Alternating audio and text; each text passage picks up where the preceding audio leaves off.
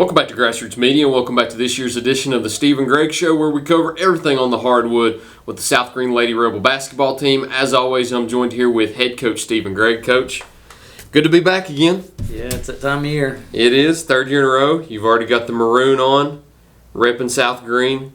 Back on the court again for another season. How excited are you? We got a lot of excitement in the air this year. It's every season's new and the team's new and everybody's eager, but it does have a special sense to it right now. And going into it this year, I know you've had a pretty good summer overall. Take us through the summer. Take us through the roster a little bit. Tell me what you expect through it all. Well, the summer was a bit rocky. We had the departure of kids and had injuries, and going back to the summer, we had the injuries and not really knowing sure what our identity was or who was going to be filling out what positions. And so I guess to go all the way back to the start, we took team to camp with one senior and one junior. Haley Brooks was the only senior that was playing, and Riley was the only junior playing. So we had a lot of basic incoming sophomores. Mm-hmm. And so it was a learning curve. We took some lumps. We got better, so it wasn't a bust. But overall, it was just uncharted territories. We just couldn't get over the hump. We really fought people tooth and nail and got down to the end and just didn't have that experience, And Haley Brooks, she tried her best all summer. She was injured. She was probably on about 70% efficiency with her ankle. Kids having to play new positions and just getting thrust into the lineup. So it was uncharted. It was unfamiliar territories. But we went 1-15, and that doesn't really say what our season's going to unfold as, because we did get better and seen a lot of maturity and growth, and we grew as a team. That what happened this summer is only going to make us better once we unfold here in November. So everybody's excited. We put that in the rear view. Just like, we told them, there's a reason that the windshield's bigger than the rear view. It's much bigger waiting ahead of you than what's behind you. So we're excited around here. One of the things that you can never avoid in sports and always have to deal with is injuries. That's one of the things that you always hope for full health going throughout the season, and it seems like starting the season you're bitten by the injury bug a little bit too. I know as of right now you really don't have a starting lineup at the moment, but take us through your lineup. I know we talked about it a little bit last week before the written article, but take us through your lineup from seniors down to freshmen and tell me what you expect out of each player this year. We got 3 seniors now. We've got Emma coming off her 3rd ACL, Emma Cutshaw, and she has worked so hard to get back to this point. So, we want to see her have a great year and end her high school career healthy, but we'll remember her as a leader. She's set the example on and off the court. She's been here every day, 7 to 8 in the morning, and then again from 2 to 3 on top of practices. So she's a very dedicated player, and that's not going to go unnoticed. Next, we have Haley Brooks, who's a senior. We were blessed to have her as a sophomore, so this is our 3rd year with Haley. She's another, hard-working kid, blue-collar kid that's going to show up with the hard hat on and try to will the team. And then our 3rd senior is a girl who played summer freshman year and exited the program and now missed it and came back her senior year, and Ava Clark. So she will give us a little inside presence. Unfortunately, at camp this summer, first game we had, she rolled her ankle and was done. So we seen what she could do for 3 quarters. Mm-hmm.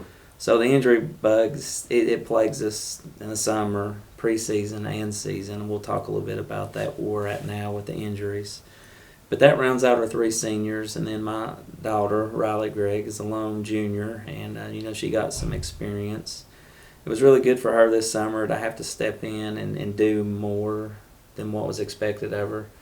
There were times that it was rocky with her, and even Ari Hosey, sophomore, was expected to handle the ball more. And with last year's team, they kind of did their own thing. So to much is given, much is expected, and that's biblical there. That if you got the talents, we're going to find a way to utilize those talents, and we don't want any traits unnoticed. And that's the good thing about throwing people in the mix and learning new roles, is seeing them grow and mature and get confidence in one area that they struggled in the year before. Other sophomores that got to play this summer, Samantha Burble, she's a speedster who's got the capability. She's got some long length to her, but she had to handle the ball a lot this summer. Another sophomore was Natalie Foshee. She had a good summer and had to handle the ball. And there were a lot of times that you could tell we had lost some experience in that area. But hopefully it all pays off here once we get going. Another sophomore was Paisley Brobeck. I felt like she has really made a 180-degree turn since the time she came in the program. She's fixed her shot.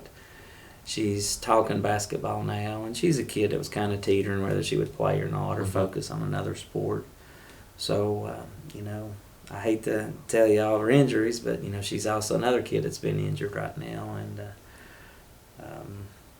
we've got more sophomores that we took down there. But right now we're thinking about dressing 9 sophomores out, with the exception of a few more. If they can progress, we're stacked in the sophomore class. We've got 1 incoming freshman and 1 junior. So it's all sophomores or 3 seniors. So there's going to be opportunities every day for kids to bump up and try to get some playing time. I don't have my roster in front of me, so I hope I'm not leaving anybody off. I think Courtney Bailey might be the only one. We do. You do have Courtney rejoining the team. We didn't take her to the summer camp because she was thinking about taking a leave of absence. So we do have her back. So, like I said, it's a new team. It's new individuals, but the excitement is there. They're eager to go fight for positions. And then you've already started your season too. You started last night. We're recording this on Wednesday night. You started last night here at home with 2 games against Lakeway Christian Academy and Tennessee High. Kicked off the season with 2 wins. Talk about how good it is to always start the season with 2 wins, especially with them being in your home gym. Yeah, those wins were good. 2 quality teams. They came out and were probably a little better than advertised. And but to win both of those with our injuries right now, I've got 9 kids that I've got potentially on varsity at this point, and 5 of those have been in a walking boot or had wisdom teeth pulled or something just erratic that has kept us from being able to even practice. I've had 1 practice where they were all there so far, and here we're like 3 weeks in. And so all the injuries are still mounting on us.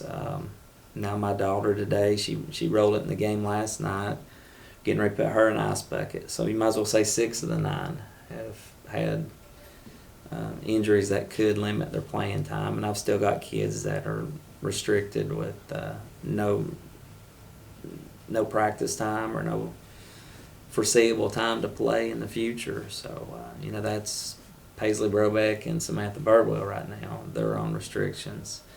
Haley Brooks was in a walking boot. I mean, I can just go on and on. But, hopefully we're trying to turn the corner here and do our part. But to win 2 games in the same night against 2 quality teams, trying to mesh a new team together, and we're really behind the 8 ball because you go to summer camp with the team and you learn all your intricates ins and outs and what's your identity on offense and defense. But the team we took this summer is not the team we have right now. Yeah.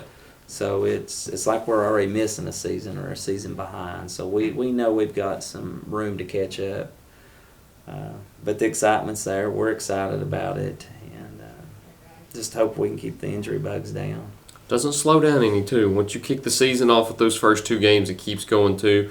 I know you've got 2 tomorrow night, and then you've got 1 on Saturday, and then you jump right into the Hardee's Classic next week too during Thanksgiving break. We'll go ahead and cover those right after the break, but we need to get our own break in here first, so we'll flash a few commercials up on the screen, and we'll be right back to preview those games here in just a minute on Grassroots Media. Pizza Inn offers contactless buffet to go with JoJo's Family Feast or anything on our menu for carryout. We also honor birthday parties and cater to businesses and large events.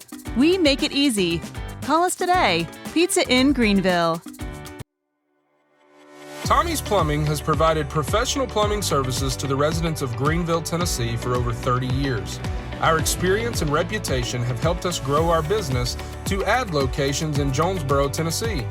Tommy's Plumbing is local and family owned, and we offer a full line of plumbing services, such as kitchen faucet, shower faucets, commodes, and bathroom faucets, as well as drain cleaning. We also provide outside plumbing work, such as septic and sewer drain cleanouts, as well as repair and replace.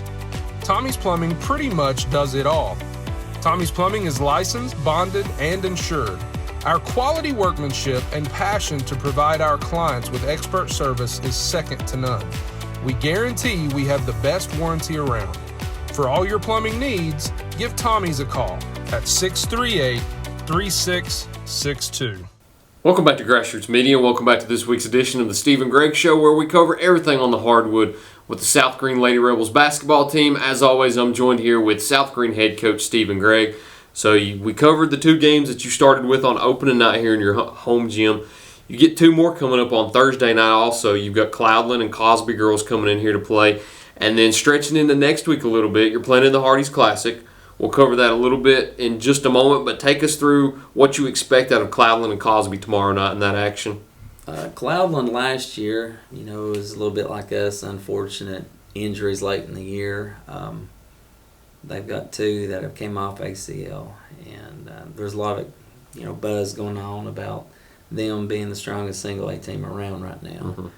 And they won in the middle school if we kept up with how good they were in the middle school a few years back. So they've got a lot of things to be excited for getting those girls back. I think one of them got cleared on the 1st of November.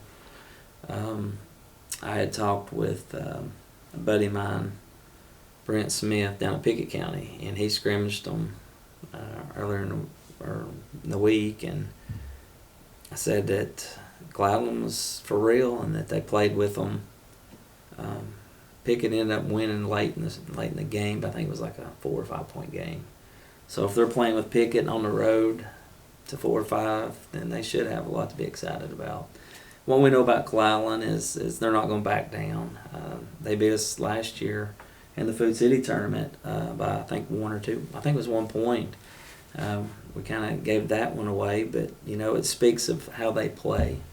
They don't quit. They're going to push you around. They're going to try to be a big sports bully and control the boards, and expect nothing else from them other than that to get their best effort. So even though we're playing it at home, it's still going to be a battle with them. And then the nightcap, we've got Cosby, who also is another good traditionally rich girls team in single A. So I feel like we've made our Hall of Fame games pretty tough. And, we're very blessed to win the last 2 last night because Lakeway was better than advertised. And some people had Tennessee High ranked really high in an Upper East Tennessee poll, and I can kind of see why. They've got a really good freshman guard that's transferred in there out of Providence. All their guards are huge and strong. Got big beefy girls inside, and they play a lot of kids. So very blessed to win both of those last night, and hopefully we can keep our kids healthy and have a good performance tomorrow. Going into the Hardee's Classic next week also, it's a little bit different this year because the past few years you've competed in the Food City Thanksgiving Classic up in Sullivan East, as you mentioned. So this year you're transferring over, going to be playing in the Hardee's Classic, which is another tournament that has another set of great teams. I know you mentioned that Tennessee High's in that one again. You've got Providence Academy on your side of the bracket also. Take us through those games and what you expect out of your side of the bracket. Well, we wanted to go to Hardee's just because it's early and everybody wants to see what the boys and girls teams have. And it was hard if you had a sibling that was going up to Sullivan East with us and then going to Crockett for the Hardee's. So we kind of merged together, and we're going to get our feet wet in this tournament. But it is a good tournament. It's always been huge for the boys' side ever since I can remember. The Hardys has been around. And Crockett's a good little environment to play in. We played our district tournament, our regional tournament there last year. So we do have Tennessee High, someone that we'll be familiar with, just because we played them last night. But they're, really good freshman guard got hurt in that game, had to leave with stitches. So we may have created a big, bitter rivalry there and not know it. Because we had a huge second quarter. We scored 29. It was basically the difference in the game. Then we gave up 20 in the third. So we were a tale of two different teams between the second quarter and third quarter. Not knowing whether this girl's going to play or not would determine. But they're a good team with or without her. So we do know we're going to have our hands full in that first round game. If we win it, we play the winner of Lakeway Christian and Cosby, who is basically who we're playing in Hall of Fame. So we'll have game film. I don't think I've ever went into a tournament where I know everybody in my side of the bracket, after week one. So even though you beat them, they were close games. They were games at home. I look at it, you're 10 points better at home. So maybe we lose those if we're on the road. So we've got to fix some things. We're getting ready to jump in the film room when we get done here and look at some things to improve on by next week, because you just have a short turnaround. We're playing tomorrow, so we got Friday, and then we're right back at Tennessee High on Monday. It's crazy how you go into a tournament where on both sides of or on that side of the bracket that you're competing in, you will have already played all three teams. I don't think you might not ever see that again. Yeah, that's like 1 in a million there. Yeah, the odds of that happening are very low because you don't have the opportunity to schedule that in your benefit, because you don't schedule yourself into that side of the bracket with those teams. That's kind of just set in stone for you, and it's given to you after you've probably already set those dates on your schedule to play those teams in the Hall of Fame games. Yeah, we've never played Cosby or Tennessee High on the season, so, what's the chances of that? First time we ever play them, and now we're seeing them in a tournament. So, but we'll take it. At least we've got film, and the bad part is they got film too, so we'll see who's the better students. And it's on a neutral court too, so it's not like you have to play home and away where you got to go to their home court. Now you kind of play on a neutral site where neither team has an advantage. You might not ever see that just in your coaching career again, where the first few teams you play, or the first few teams another team plays, is who they play in a tournament setting too. I don't know if you'll ever see that out of the boys team or any other team in that type of scenario, but I'll definitely end up remembering that. 2023 South Greene, they had a huge benefit going into the Hardy's Classic, but you do have that going into next week. You've got Cloudland and Cosby, two pretty good opponents coming in here tomorrow night. Hopefully the next time we sit down next week, we get to talk about a few wins. Hopefully heal up a little bit the next time we talk too. But until then, Coach, that's all I've got. Appreciate it. Go watch some film now to study who you're going to end up playing next week again. But that's all we've got this week. Thank you all for watching this week's edition of the Stephen Gregg Show. We look forward to seeing you next time here on Grassroots Media.